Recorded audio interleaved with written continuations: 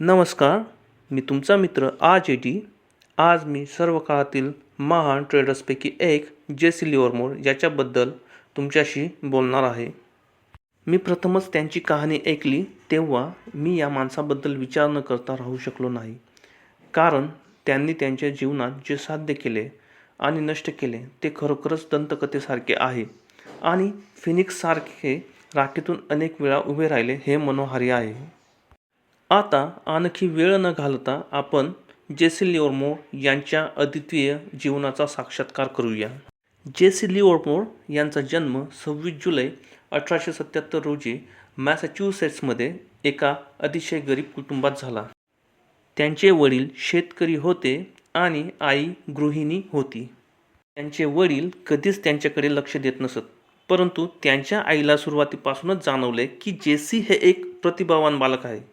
कारण 2.5 वर्षाच्या वयातच ते वाचू आणि लिहू शकत होते आणि 5व्या वर्षाआधीच आर्थिक वृत्तपत्रे वाचत होते. मला तुमच्याबद्दल माहीत नाही, परंतु मी फार कमी 5 वर्षांचे मुलं पाहिले आहेत जी आर्थिक वृत्तपत्रे वाचू शकतात आणि तीही आनंदाने. हा खरा त्यांना मिळालेला आशीर्वाद होता. त्यांचे अंकगणित खूप चांगले होते. खरं तर तो शाळेत असताना इतका चांगला होता की त्याने एका वर्षात 3 वर्षांच्या गणिताचा अभ्यास पूर्ण केला. पण दुर्दैवाने वयाच्या 14व्या वर्षी त्याच्या वडिलांनी त्याला शाळा सोडून त्यांच्या शेतीच्या व्यवसायात मदत करण्यास भाग पाडले. जेसी यामुळे खूप दुःखी झाला आणि निराश झाला. त्याच्या मनात काही स्वप्न होती आणि त्याच्यात खूप प्रतिभा होती आणि शेती करणे त्याला अजिबात आवडत नव्हते हे त्याच्या आईला माहीत होते. म्हणून तिने त्याला घरातून पळून जाण्यास गुपचूप मदत केली. ती गृहिणी होती आणि म्हणून तिच्याकडे जास्त पैसे नव्हते, पण तिने सुमारे $5 जमा केले, जे आजच्याच पैशात सुमारे $8,000 इतके आहेत. तिने त्याला शहरातील एका ठिकाणी जाण्याची व्यवस्था केली जेणेकरून त्याला नोकरी मिळू शकेल.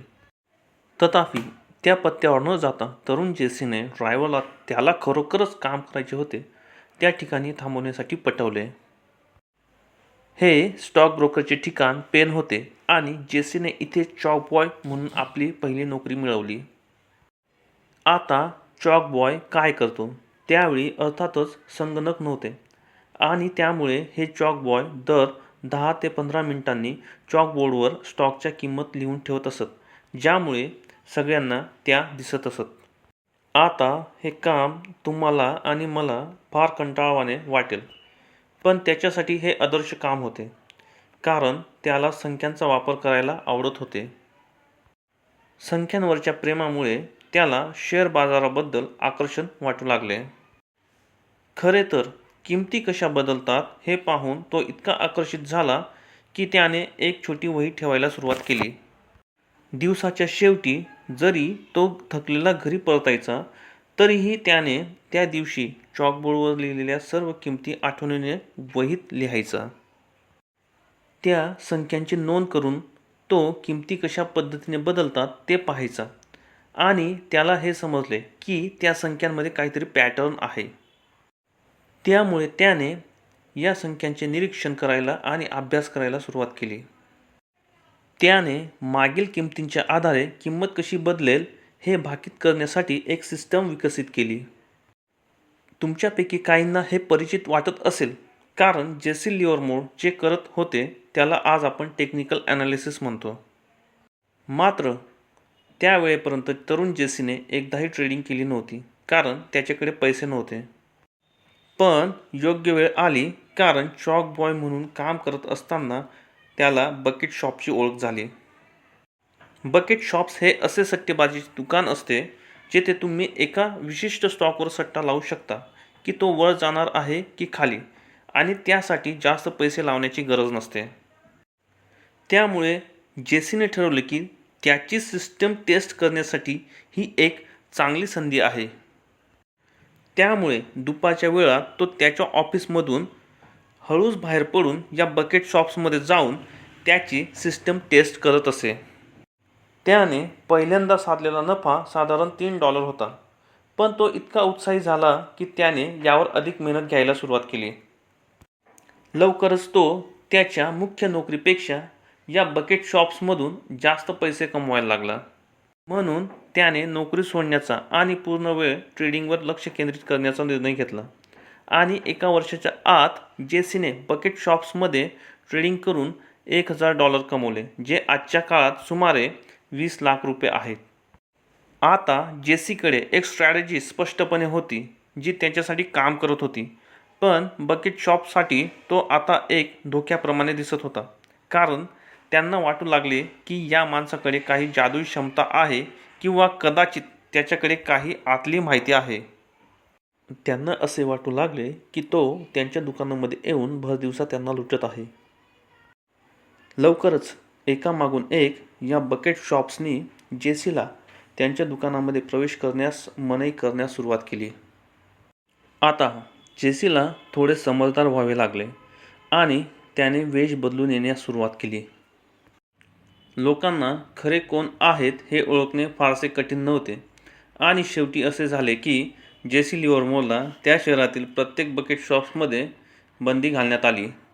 तुम्ही कल्पनाही करू शकत नाही, तो अजून 20 वर्षांचाही नव्हता आणि बकेट शॉप्स त्याच्यापासून इतके घाबरले होते की त्यांनी त्याला ट्रेडिंग करण्यास बंदी घातली. हे दाखवते की जेसी लिव्हरमोर किती प्रतिभावान होता आणि 20व्या वर्षी लिव्हरमोरने $10,000 जमा केले होते, जे आजच्या काळात सुमारे 2 कोटी रुपये आहेत. तथापि त्याच्या यशाच्या बाबतीतही तो त्या समस्येशी झुंजत होता ज्याचा सामना आज बहुतेक ट्रेडर करतात, आणि ती म्हणजे इमोशनल डिसिप्लिनचा अभाव. त्याला समजले होते की त्याच्याकडे एक स्ट्रॅटेजी होती जी योग्यरित्या काम करत होती, परंतु बहुतेक तोटे स्ट्रॅटेजीमुळे येत नव्हते. ते फक्त तेव्हा येत होते जेव्हा तो त्या स्ट्रॅटेजीपासून विचलित होऊन इमोशनली ट्रेडिंग करत होता. हे असे होते ज्याच्याशी तो आपल्या संपूर्ण करिअरमध्ये संघर्ष करत राहिला. तर आता त्याला एक निर्णय घ्यायचा होता, आणि तो निर्णय होता कुठे जायचे. त्याला अशा ठिकाणी जायचे होते जिथे तो त्याने विकसित केलेल्या स्ट्रॅटेजी वापरून ट्रेडिंग करू शकतो. त्याने न्यूयॉर्क स्टॉक एक्सचेंजमध्ये ट्रेडिंग करण्यासाठी जाण्याचा निर्णय घेतला. तेथे पोचल्यावर लवकरच जेसीची पहिली पत्नी भेटली आणि काही आठवड्याच्या आत त्यांचे लग्न झाले. सगळं काही सुरळीत होतं आणि जेसी खूप उत्साही आणि आशावादी होता. पण नशिबाने त्याच्यासाठी एक वाईट धक्का लिहून ठेवला होता. जेसीने कधीही खऱ्या स्टॉक एक्सचेंजवर ट्रेडिंग केली नव्हती आणि त्याला एक्सचेंजची यंत्रणा आणि तिथे किंमत कोटेशन कसे येतात हे पूर्णपणे समजले नव्हते. त्यामुळे एक चुकीची ट्रेडिंग पुरेशी होती जिथे त्याला किंमत कोटेशन समजले नाही, आणि त्या एका चुकीच्या ट्रेडिंगने त्याचे संपूर्ण ट्रेडिंग कॅपिटल नष्ट झाले. या आर्थिक धक्क्यामुळे जेसी आणि त्याच्या लग्नावर इतका मोठा भार पडला की त्याची पत्नी त्याला सोडून गेली. नशिबाने जेसीकडे ना पैसे होते ना पत्नी. तरीही जेसी एक वॉरियर होता ज्याने नशिबाला त्याच्या खऱ्या हक्काच्या गोष्टी काढून घेऊ दिल्या नाहीत, आणि त्यामुळे त्याने सर्व नकारात्मक भावना दूर करून आत्मपरीक्षण सुरू केले. त्याला लवकरच समजले की या क्षणी तो खऱ्या स्टॉक एक्सचेंजसाठी तयार नव्हता, कारण यशस्वी ट्रेडिंग करण्यासाठी खूप काही शिकणे आणि यंत्रणेमध्ये खूप काही बदलणे आवश्यक होते. त्याला काही पैशांची गरज होती कारण तो जवळजवळ कंगाल झाला होता. तर तुमचा काय विचार आहे? तो पैसे कमवण्यासाठी कुठे गेला असेल? बरोबर, तुम्ही अंदाज लावलाच असेल, बकेट शॉप्समध्ये. पण तो त्याच्या जुन्या शहरात जाऊ शकत नव्हता कारण त्याला तिथे बंदी घातली होती. म्हणून यावेळी तो एका वेगळ्या शहरात गेला ज्याचे नाव सेंट लुईस होते, जे एक छोटे शहर होते आणि तिथे त्याला कोणी ओळखत नव्हते. तो तिथे कोणाला कळेल याची चिंता न करता काम करू शकत होता. त्याची स्ट्रॅटेजी काम करत होती. तो पैसे कमवायला लागला आणि काही काळासाठी ते त्याच्यासाठी खूप चांगले चालले. पण नंतर हळूहळू लोक त्याला ओळखू लागले आणि पुन्हा हे बकेट शॉप्स त्याला बंदी घालू लागले. मात्र यावेळी जेसीने आणखी एक हुशार युक्ती वापरली. त्याने काही लोकांना कामावर ठेवले, त्यांना प्रशिक्षण दिले आणि त्यांना या बकेट शॉप्समध्ये त्याच्या वतीने ट्रेडिंग करण्यासाठी पाठवले. या गोष्टीने काम केले आणि काही वेळातच जेसी परत व्यवसायात आला. एकदा त्याने पुरेसे पैसे कमवले की त्याने न्यूयॉर्कमध्ये परत येण्याचे ठरवले आणि यावेळी तो मोठे आणि जलद जिंकू इच्छित होता आणि त्यामुळे तो त्याच्या अप्रतिम ट्रेडिंग कौशल्यामुळे ट्रेडिंग सर्कलमध्ये प्रसिद्ध होऊ लागला. उदाहरणार्थ, त्याने एक अत्यंत इंटरेस्टिंग ट्रेड घेतला जो आजही कोणीही स्पष्ट करू शकत नाही. एके दिवशी असे झाले की तो युनियन पॅसिफिक नावाच्या रेल्वे कंपनीच्या चार्टकडे पाहत होता आणि अचानक त्या चार्टकडे पाहून त्याला शॉर्ट पोझिशन घेण्याची मनामध्ये इच्छा झाली. त्याला का वाटले हे तो स्पष्ट करू शकत नव्हता, पण त्याने चार्टमध्ये काहीतरी पाहिले जे त्याला सांगत होते आणि त्याला असे वाटले की या कंपनीचा स्टॉक खाली जाणार आहे. त्याचे मित्र आणि सहकारी त्याला वेड्यात काढत होते आणि म्हणत होते की हा स्टॉक कधीच खाली गेलेला नाही. तरीही जेसीने आपल्या भावना मान्य केल्या आणि त्या स्टॉकला शॉर्ट केले.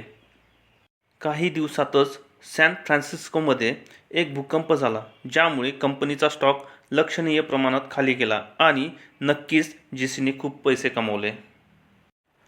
लोक म्हणत होते की त्याच्याकडे काही आतली माहिती असावी. पण एक क्षण विचार करा, कोणीतरी इतक्या आधी भूकंपाचा अंदाज लावू शकतो का? त्याशिवाय आपण 100 वर्षापूर्वीचं बोलत आहोत, जिथे आपल्याकडे असे तंत्रज्ञान नव्हते. स्पष्टपणे हा माणूस ट्रेडिंगमध्ये इतका हुशार होता की ते आपल्या समजुतीच्या पलीकडे आहे. त्याला प्रसिद्ध केलेला व्यापार 1960च्या पॅनिकच्या वेळी झाला होता, कारण महत्त्वाच्या वित्तीय स्टॉकच्या किमतींच्या हालचालींचे ॲनालिसिस करून जेसीने मार्केटमध्ये काहीतरी मोठे घडणार असल्याचे जाणवले होते. म्हणून त्याने बाजारात एक मोठी शॉर्ट पोझिशन घेतली आणि त्याने घेतलेला निर्णय खरा ठरला. 1960च्या वित्तीय संकटानंतर संपूर्ण बाजार कोसळला आणि जेसी लिव्हरमोरने एका दिवसात $1 दशलक्ष कमवले आणि क्रॅशच्या शेवटी त्याचा फायदा $3 दशलक्ष किमतीचा झाला. जेसी यावेळी मोठ्या शॉर्ट पोझिशन तयार करण्यासाठी ओळखला जात होता आणि त्यामुळे बाजारावर खूप दबाव येत होता. म्हणूनच JP मॉर्गनने त्याला शॉर्ट पोझिशन तयार करणे थांबवण्याची विनंती केली आणि प्रत्यक्षात त्याला स्वस्त स्तरावर स्टॉक्स खरेदी करण्यास प्रोत्साहित केले. अर्थातच जेसी JP मॉर्गनचा आदर करत होता, पण त्याचवेळी त्याने आधीच शॉर्ट पोझिशनमधून खूप पैसे कमावले होते. त्याला जाणवले की बाजार खूप स्वस्त मूल्यात ट्रेड करत आहे.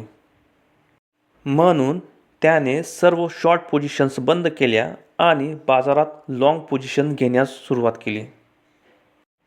यामुळे बाजार सुधारला आणि त्यामुळे जेसी लिव्हरमोरला आणखी जास्त फायदा झाला.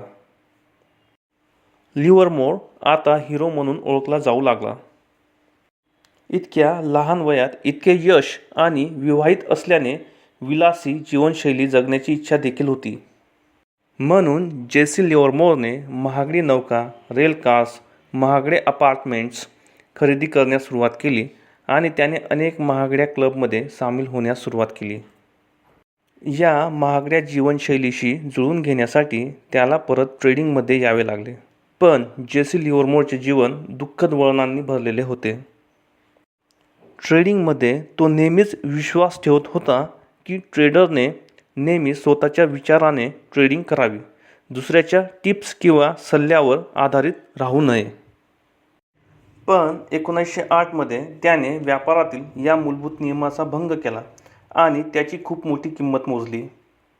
झाले असे की टेडी प्राइस नावाचा एक प्रभावशाली भाष्यकाराने लिव्हरमोरला पटवून दिले की त्याच्याकडे काही इनसायडर इन्फॉर्मेशन आहे. कापसाच्या किमती मोठ्या प्रमाणात वाढणार आहे.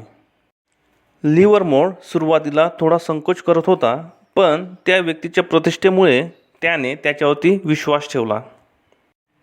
त्याला हे माहीत नव्हते की टेडी प्राइस प्रत्यक्षात लिव्हरमोरला फसवत होता. त्यामुळे लिव्हरमोरने कापूस खरेदी करण्यासाठी पैसे टाकले, पण टेडी प्राइसने प्रत्यक्षात कापसातील आपली हिस्सेदारी विकली.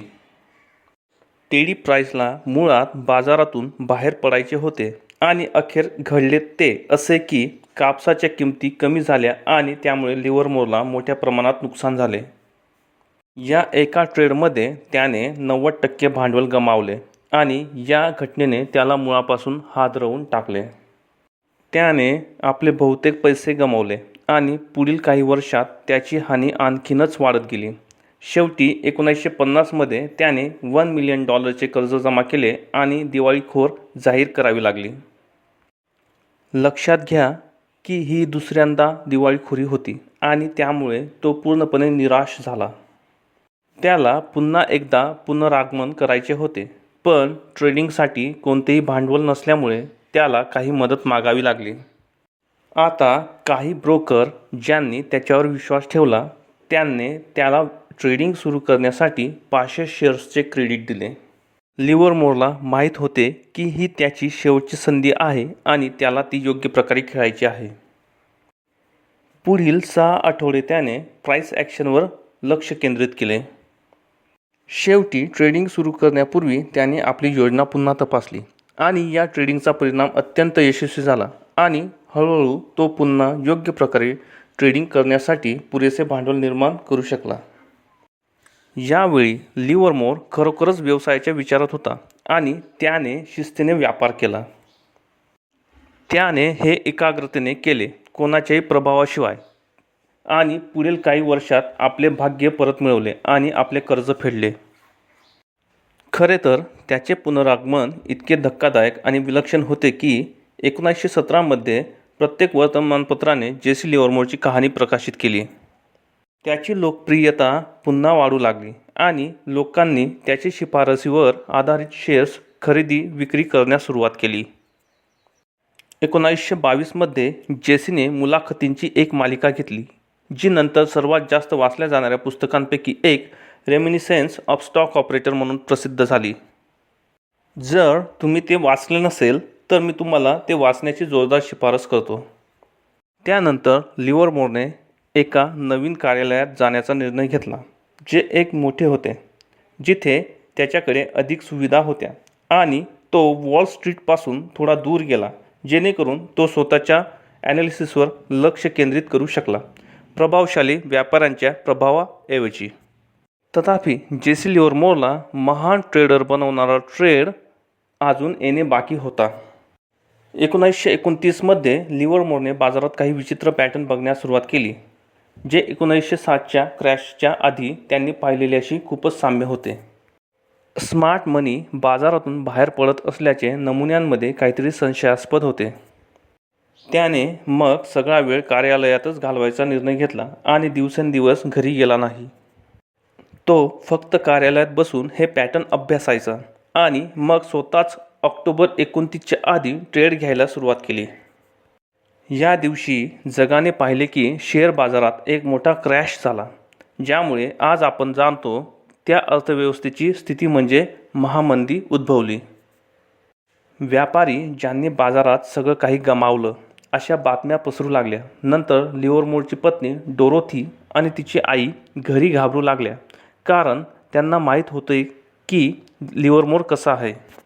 त्यामुळे त्या अखंड रडत होत्या, कारण त्यांना माहीत होते की लिव्हरमोर त्या दिवशी दिवाळखोर झाला असेल.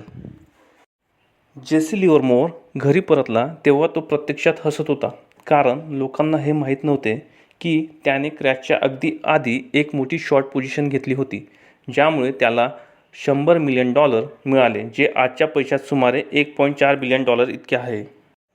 पण पुन्हा एकदा नशिबाने जणू काही जेसी लिव्हरमोरच्या विरोधात वैयक्तिक सूट घेतल्यासारखे दिसते, कारण त्याच्या व्यक्तिगत जीवनात गोष्टी अधिक वाईट होत जाऊ लागल्या, त्याच्या व्यभिचारामुळे आणि त्याच्या पत्नीच्या दारू पिण्याच्या सवयीमुळे. यामुळे नात्यावर खूप दबाव आला आणि अखेरीस त्यांनी घटस्फोटासाठी अर्ज केला आणि त्यामुळे लिव्हरमोर ट्रेडिंगवर लक्ष केंद्रित करू शकला नाही. त्याने त्याची संपत्ती जलद गमावली आणि सर्व भांडवल गमावले आणि तिसऱ्यांदा दिवाळखोरी जाहीर करावी लागली. आता जसे आपण जाणतो की तो एक लढवय्या होता, त्याला पुन्हा एकदा पुनरागमन करायचे होते, परंतु सर्व दबाव आणि त्या सर्व भावनिक तणावाने त्याला अनेक वर्षापासून परिधान केले होते आणि त्याच्यासाठी ते खूप जास्त होते. 28 नोव्हेंबर 1940 रोजी त्याने सर्व दबावाखाली नतमस्तक होऊन मॅनहॅटनमधील त्याच्या हॉटेलमध्ये स्वतःवर गोळी झाडली. त्यावेळी तो 63 वर्षाचा होता आणि ते दुर्दैवी होते, कारण त्याने त्याच्या पत्नीला लिहिलेली मृत्यू चिठ्ठी दाखवते की तो कशा प्रकारच्या दबावाखाली होता आणि कशा प्रकारच्या ताणतणावात होता. माझ्या मते वयोमानामुळे त्याच्याकडे पुनर्प्राप्ती करण्यासाठी लागणारी ऊर्जा नव्हती. तर मित्रांनो, हा होता शेअर बाजारातील कथेचा एक मनोरंजक प्रवास. आता तुम्ही सर्वजण त्याच्या जीवनावर टीका करू शकता की त्याने हे चांगले केले असते आणि ही चूक टाळली असती. तो एक असामान्य ट्रेडर होता आणि त्याच्या जीवनातून आपल्याला शिकण्यासारख्या अनेक गोष्टी आहेत. तर मित्रांनो, अशा प्रकारे आपण जेसी लिव्हरमोर यांच्याबद्दल माहिती घेतली. जर तुम्हाला व्हिडिओ आवडला असेल तर लाईक करा आणि सबस्क्राईब करायला विसरू नका. धन्यवाद.